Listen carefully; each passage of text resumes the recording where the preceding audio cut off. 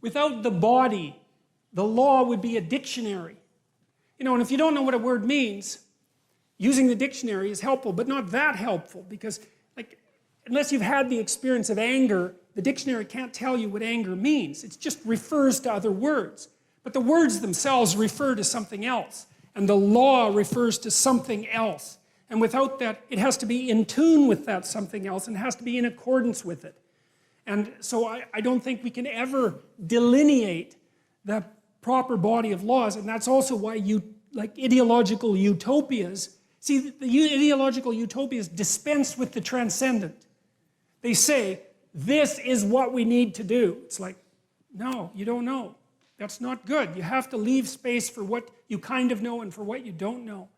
And I mean, you know, in the story of the Tower of Babel, human beings make this massive building that's supposed to reach up to the heavens so that it'll take the place of God. Well, that's the earliest warning we have of the danger of making things so big that you confuse them with God. And God gets irritated and comes down and makes everybody speak different languages and scatters them. It's like, well, that's what happens when you try to make something a totality, is that it starts to fragment inside and disintegrates into catastrophe. And so it's almost as if we have to maintain this articulated space inside the dream, inside the custom, something like that, because otherwise it doesn't work. And I think that's the same as having respect for the fact that we have bodies. You know, we're not just abstract creatures that follow rules. We're not that at all. We only follow certain rules. We won't follow the other ones, and our societies will crumble.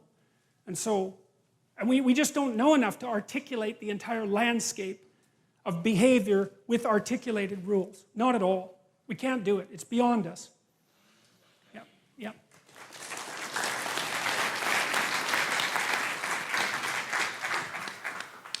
Hi, thanks for the talk. My question is also about dreams. You spoke about dreams as like a representation of truths and universal truths that can be interpreted into like myths and religion. And as you say, it's very beneficial for the individual, and it sounds like also for the society as well, because not everyone can as easily remember their dreams or interpret their dreams like that. And also it's like broadcasted to all of society for their benefit. So I guess I'm wondering what the evolutionary advantage of dreams are, and my question would be, do you think that dreams suggest some sort of evolutionary group selection, such that like groups that don't have these dreams that are represented into myths and religion, do you think they didn't survive as well? Okay, so I'm not going to answer the second part of that question because I'd have to go too far off in a tangent for me to manage right now, but I can answer the first part. I mean, what happens when you're dreaming, there's a little switch, so to speak, in your brain that shuts off when you're dreaming, and it stops you from moving, right? It shuts everything off except your eyes, because if you're moving your eyes back and forth, you're not going to run around and get eaten by a lion. It's okay to move your eyes. But the rest of you is staying exactly where it is. Then you can run these simulations. And so what's happening at night, and this is a fairly well accepted theory of dreaming. We know that dreams update memories and help consolidate memories. They also help you forget. But what seems to be happening at night is that you're running the underlying architecture of your cognitive ability in different simulations. And it's cost-free because you're paralyzed. You're not running around there out in the world investigating. So it's part of the manner in which your brain experiments with the way the world can be represented. And so, and it seems absolutely necessary. And I mean, if you deprive people of REM sleep, they don't stay sane very long. There's something necessary about the dreaming process to maintenance of articulated sanity. So you're doing some kind of organization at night when you descend into that chaos. And partly what seems to happen is that your categorical, your categories have boundaries, right? But sometimes you don't have the categories correct. And so the boundaries have to loosen and other things need to be put in the categories or some things shunted away. And in the dream, the category structure loosens, which is why dreams are so peculiar.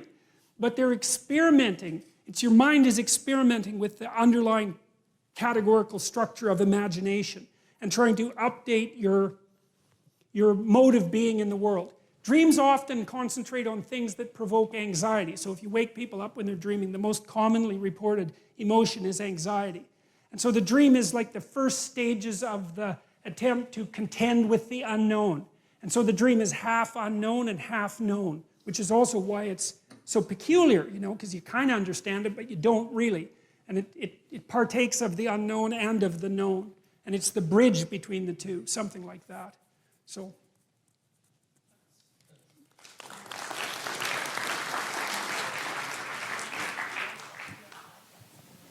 Okay, so my question is kind of two parts. The first one is just like a general question and then just the application of the question. So my first question is, do you think that consciousness and beinghood are inextricably linked? And then secondly, so if there was something like a supercomputer that one could house theoretically a perfect brain of a person in it, does that thing then become the same person as the person who was before? So is there a transcendency to beinghood but not to conscious? Okay, so the first question is, well, I would say that the kind of being that these stories are concerned with is absolutely dependent on consciousness. Now, whether or not that means that being as such is dependent on consciousness actually depends on how you define being. Right? So it's always tricky when you ask an if is an example of be. Those are tricky questions because it depends on how you define the two. But for our purposes, the being that we're discussing that's represented in these stories is intrinsically associated with conscious experience. And consciousness is given this constitutive role. It says that the experience that we're talking about would not exist if consciousness did not exist. So you can think about it as a kind of game in a way, and then you have to decide for yourself whether that's a game that can be generalized. And I won't answer the second part, okay? If you don't mind. All right. So, two-part question. First one's very quick, almost admin. If we want to read the biblical stories that kind of you're referring to, is there a particular version, edition, source, publisher that we should refer to? Oh, I'll bring the thing I like next week, which is I think the Reader's Digest published it of all things, but it's it lays out the narratives in a different format. It's easier. I find it much easier to read. So I'll show it to you, and I'll bring it next time and show it to you. And then the main question is, one of the main reasons why I'm interested in so much of your work, and I think many people other are as well, is that you kind of leave literalism at the door and you open up another door to a much more deeper meaning. In your interview with Transliminal Media, you mentioned Liz Eibel's book, The Serpent, the Tree, the Serpent, and Vision. And you note that we as a species are very good at recognizing camouflage patterns of snakes, particularly in the lower field of vision. And you further note that visual acuity is correlated with that, and that it co-evolved. And you summarize thusly by saying the following, and I'm paraphrasing you. You say, what gives you vision? Snakes do. That's what it says in Genesis. What else gives you vision? Fruit. That's also right. That's why we have color vision. What makes you self-conscious if you're a man? Woman. That's Eve. And so I understand at the elementary level some of the concepts that you have about representations, dreams, abstractions, etc. But kind of raises the question for me, you know, I'm not accusing you of any creationism or literalism. Yeah. You know, what's your point? Why did you make that connection? What's the meaning of the story of Genesis vis-a-vis Liz Eibel's book? No problem. We're gonna, as soon as I get past this first Genesis 1, we're gonna hit that hard. So. Well, partly. And are you at all suggesting that one foreshadowed, you know, the discovery, the scientific discovery? Yes, I'm suggesting that it foreshadowed it. And I think they're the same thing. I mean, Isabel in her books plays with that idea metaphorically, but she never really takes it seriously, which is no problem. I mean, there's only so much you can take seriously, and she did a fine job of what she did. But I'll talk about that a lot, because that's a very complicated issue. I mean, I would say to begin with that the systems that you use to deal with radical uncertainty are the same systems that your primate ancestors evolved to deal with snakes. That's a good start. So, okay? Okay, one more and then we're done. Good morning. I'm an aerospace science engineer and an expert computer programmer, and I have 3 rapid-fire questions, so I'm going to get through them quick. Based on your opinion of where the universities now stand in terms of humanities and social sciences, is mathematics more powerful than articulated speech?